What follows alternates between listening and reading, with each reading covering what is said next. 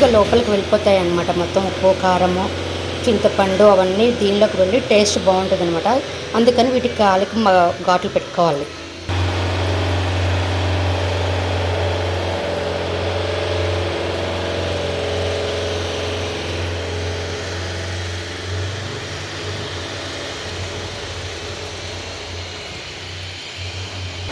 ముందుగా స్టవ్ మీద గిన్నె పెట్టుకొని ఆయిల్ వేడి చేసుకోవాలండి. ఈ ఆయిల్ ఎందుకు అంటే మనకి ఉసిరికాయ దీనిలో మగ్గటం కోసం అన్నమాట.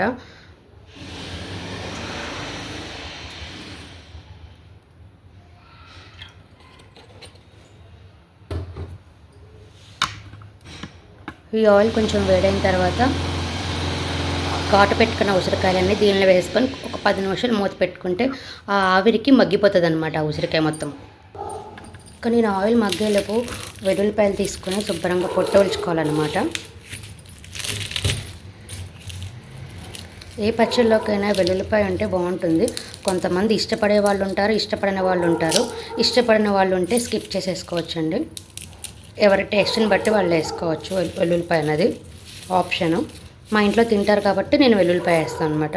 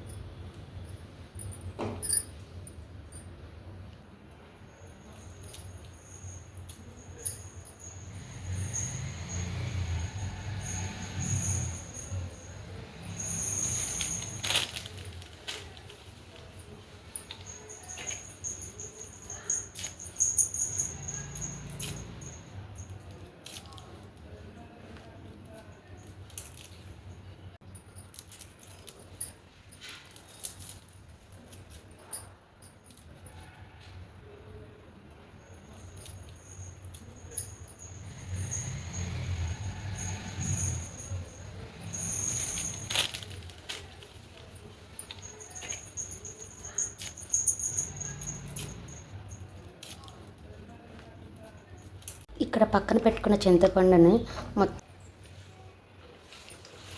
ఇక్కడ నేను ఆవుపిండి కోసం కొన్ని అయితే ఆవాలు తీసుకున్నానండి. ఇప్పుడు వీటిని అయితే నేను మిక్సీ చేస్తాను. ఇక్కడ నేను రెడీ చేసుకున్న ఆవుపిండిని పక్కన పెట్టుకున్నానండి.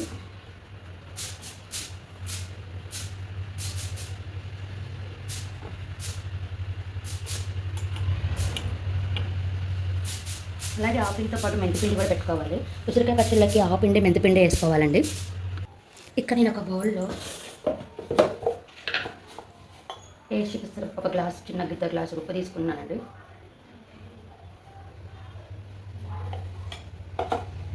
ఉప్పు మనం తలకట్టే తీసుకోవాలండి. ఎందుకంటే ఇది అయోడిన్ సాల్ట్ కాబట్టి మనకి ఉప్పు క్వాంటిటీ ఎక్కువ ఉంటుంది. సో నేను అందుకని చెప్పి నేను తలకట్టే తీసుకున్నాను.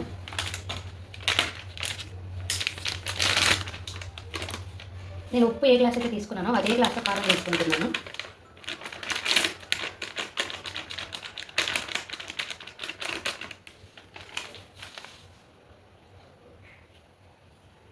కారం కొంచెం గ్లాస్ నిండా తీసుకోవాలండి.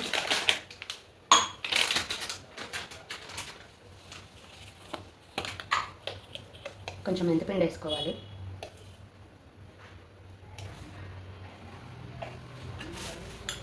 అలాగే ఆవుపిండి కూడా.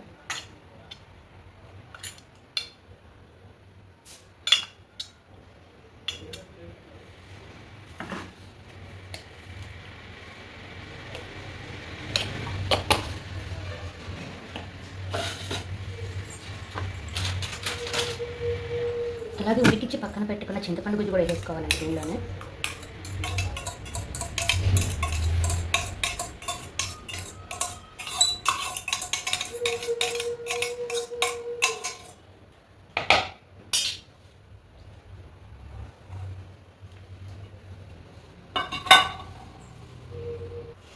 ఈ పెట్టుకున్న ఉప్పు కారంలోకి ముక్కలను వేసేసుకోవాలండి.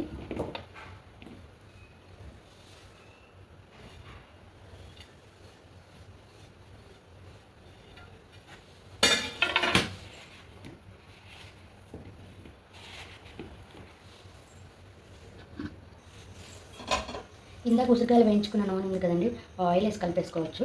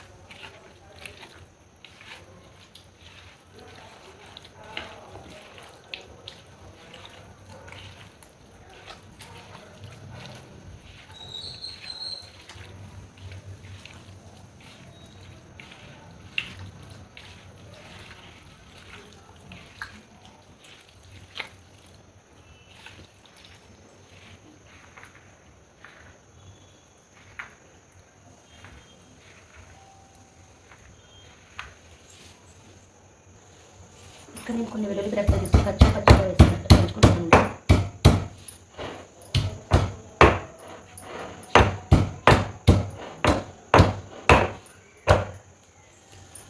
సేమ్ బండిలో పెట్టుకొని ఇదే బండిలో ఆయిల్ వేసుకోవాలండి. కొంచెం ఆయిల్ వేసుకొని హీట్ చేసుకోవాలి.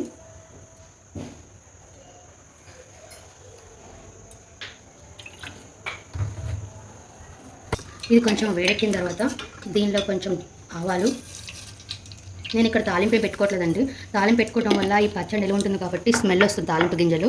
సో నేను అందుకే స్కిప్ చేసుకున్నాను. కావాలంటే ఎవరికి ఇష్టమైతే వాళ్ళు తాలింపు వేసుకోవచ్చండి. నేను అలాగే దీనిలో కొంచెం మెంతులు కూడా యాడ్ చేస్తున్నాను.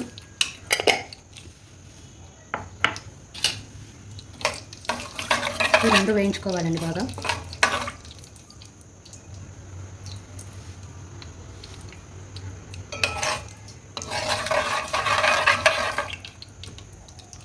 ఇప్పుడు దీనిలో ఆవాలు చిటపటమన్నప్పుడే ఈ వేయించుకున్న వెల్లుల్లి రెబ్బలు వేసుకోవాలండి.